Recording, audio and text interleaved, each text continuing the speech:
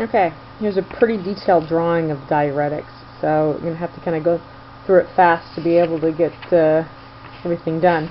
But right here you've got a nephron, as good or bad you want to call it. You've got the proximal convoluted tubule, the descending limb, the loop of Henle, the ascending thick segment limb. You got the distal convoluted tubule, and they got the collecting duct. And we're going to take it one side and move our way around. Over here we got the carbonic anhydride inhibitors. That's why the Ca is kind of being zapped. It's got a beekeeper because the bees represent the bicarbonate, and Al, the old beekeeper, acetozolamide, he keeps the bicarb in the nephron, so it doesn't get reabsorbed, and this can cause acidosis. Kind of makes sense. If you're getting rid of all the bicarb, it's going to cause some acidosis. It's contraindicated with hepatic cirrhosis because of a decreased ammonia excretion. So that's the acetozolamide, ACE, the old beekeeper. Over here is the osmotic diuretics, and this is a big manhole, mannitol. Takes the fluid out of the tissues and puts them into circulation. It forces the flies, which are the water, into the interstitial fluid. It's used for intracranial pressure and glaucoma. Toxicity can be circulatory overload and pulmonary edema. That pulmonary edema there. So you follow around, you get to the Loop Diuretics. There's a story that goes with this to follow it. A furious bum named Ethan cries because his torso hurts. So there we go. The furious furosemide bum butenamide named Ethan cries ethacrynic acid and because his torso hurts. Torsemide. Okay, those are the Loop Diuretics.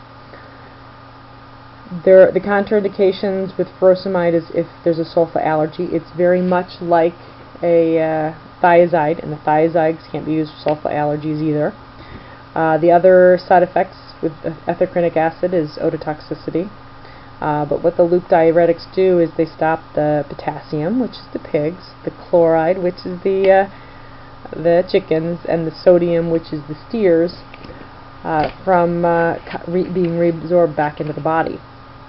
So it's a sodium potassium chloride symport block in the ascending limb.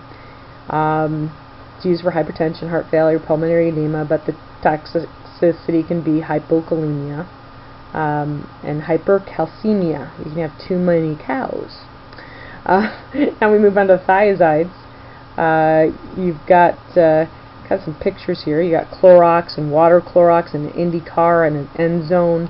Well, it's Chlora, phalidazone, or done, sorry, hydrochlorothiazide, indapyramide, metralazone, the zone, and quinthalazone. So you got the Enzone here, the Indicar, and the hydrochloro and the chloro. Those are all thiazide diuretics that stop the sodium from being from reabsorbed. The thing is about stopping the sodium, which is the steers, it always stops the water because water is represented by flies, and flies always follow the steers. So keep those things in mind. Now you got down into the collecting duct, and you've got your potassium-sparing diuretics, and these often are used with other things, to try to make sure that you still have a diuretic effect, but you're able to keep the potassium. So it stops the potassium from being reabsorbed here. And the story on this is Amy the triathlete spears Al in the stones. Sorry, it is what it is.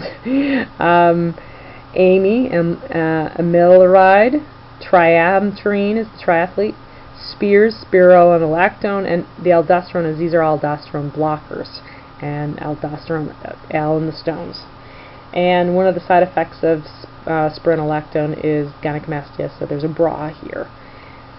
The antidiuretics, desmopressin, is to treat hypothalamic diabetes insipidus.